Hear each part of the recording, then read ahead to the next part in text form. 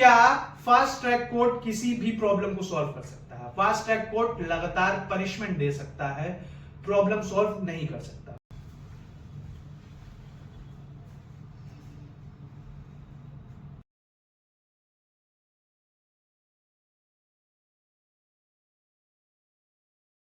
एक तरफ बच्चों का गुस्सा और दूसरी तरफ मिनिस्टर का रेजिग्नेशन, एक तरफ जनता का आक्रोश और दूसरी तरफ सरकार का झुकना। क्या आपको इस सीजेपी प्रोटेस्ट से, इस जन आक्रोश से एक और जन आक्रोश की याद आती है? ज्यादा साल पहले नहीं, कुछ 15 साल पहले की बात है। ये रही उसकी फोटो। अन्ना आंदोलन या कहें इंडिया अगेंस्ट करप्शन, ये वो आंदोलन था जिसने भारत को करप्शन के खिलाफ जागरूक बनाया। 2011 का ये करप्शन अप्रैल महीने का रंग लाया मई 2014 में, जब कांग्रेस की सरकार गिर गई, यूपीए गवर्नमेंट फॉल हो गई और एनडीए ने अपनी गवर्नमेंट बनाई। पर क्या सिमिलैरिटीज थी इन दोनों आंदोलन में? क्या फर्क था इन दोनों आंदोलन में? और ये दोनों आंदोलन कैसे भारत को बदलने निकले थे? आइए समझते हैं। मैं आपका दोस्त और होस्ट लौटा हूं पास द पावर के एक नए एपिसोड में, जहां हम बात करेंगे इन दोनों आंदोलनों के बारे में। क्या फर्क था, क्या सिमिलैरिटीज थी और क्या करना चाहते थे। अन्ना आंदोलन शुरू हुआ था करप्शन के खिलाफ। 2G स्कैम, कॉमनवेल्थ घोटाला, कोलगेट, इन सब स्कैम्स के बाद जब जनता ये समझने लगी थी और ये फ्रस्ट्रेट होने लगी थी कि सब मिल बांट के खा रहे हैं, तो अन्ना हजारे ने मिलके अपने कुछ सोशल वर्कर्स के साथ, कुछ ईमानदार तथा कथित व्यक्तियों के साथ मिलके एक आंदोलन शुरू किया रामलीला मैदान में। वैसा ही जैसा अभिजीत दिपके ने अपने कुछ साथियों के साथ मिलके इंस्टाग्राम पे शुरू किया, जो बाद में हुआ जंतर मंतर पे। ये जन आंदोलन दोनों शुरू हुए दिल्ली से और टारगेटेड थे यूनियन गवर्नमेंट की तरफ। उस समय की, एक समय यूपीए और दूसरी समय आपके एनडीए। क्यों था ये जन आंदोलन?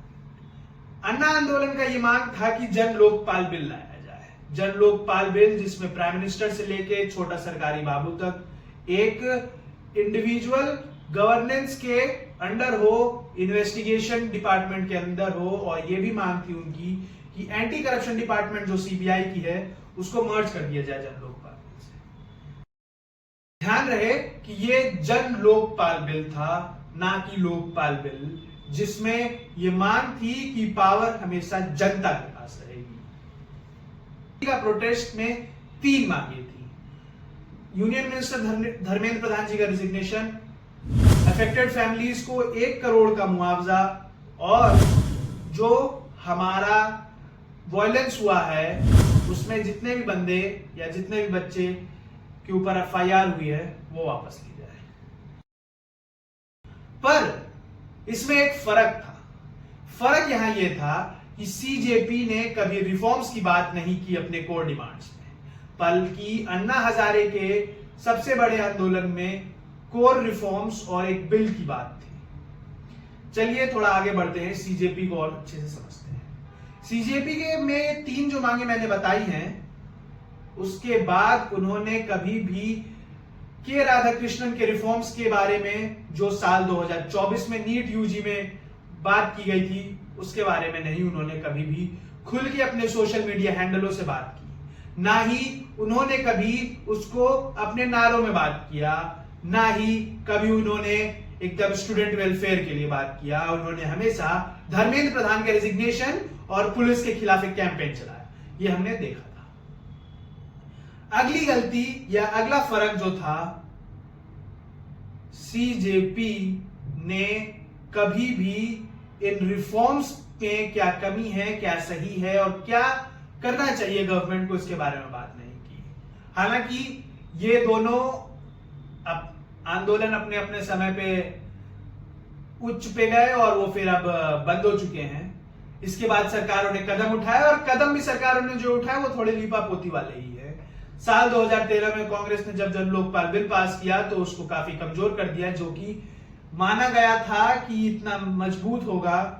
उसमें पीएम को बाहर कर दिया जब तक वो ऑफिस में है। काफी कुछ रिफॉर्म्स कर दिए गए, लॉज को बदल दिया गया, जिसके खिलाफ आम आदमी पार्टी की सरकार ने साल 2013 में अपने हाथ बिल पास किया दिल्ली में, और फिर उसको ब्लॉक जब कर दिया गया तो उन्होंने 49 दिन के अंदर रिजाइन कर दिया। ये तब की बात थी। और आज की बात अब हम करें तो फास्ट ट्रैक कोर्ट के पहले दिन ही सीबीआई की तरफ से वकील नहीं मौजूद हुआ नीट के लिए जो बनाया गया है। मेरा कुछ सवाल है आपसे, जनता से, कि क्या फास्ट ट्रैक कोर्ट किसी भी प्रॉब्लम को सॉल्व कर सकता है? फास्ट ट्रैक कोर्ट लगातार पनिशमेंट दे सकता है, प्रॉब्लम सॉल्व नहीं कर सकता। Point number 2, fast track court आज रेप के लिए भी बने हुए हैं, फिर भी भारत में आज भी रेप होते हैं, और मुझे आंकड़ा नहीं पता पर यह आंकड़ा दिन प्रतिदिन ऊपर जाता है। अगली बात, क्या फास्ट ट्रैक कोर्ट लाने से स्टूडेंट्स में जो फेयर एग्जाम होने की बात हो रही है वो होगी? रिफॉर्म्स हमें अप्लाई करने चाहिए जो साल 2024 में के राधाकृष्णन की कमेटी ने हमें दिया था। कैसी लगी है आपको वीडियो?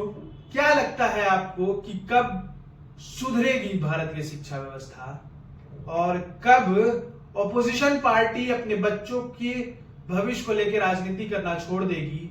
मैं आपको इस क्लिपिंग के साथ छोड़ते हुए जा रहा हूं। जय हिंद, जय भारत।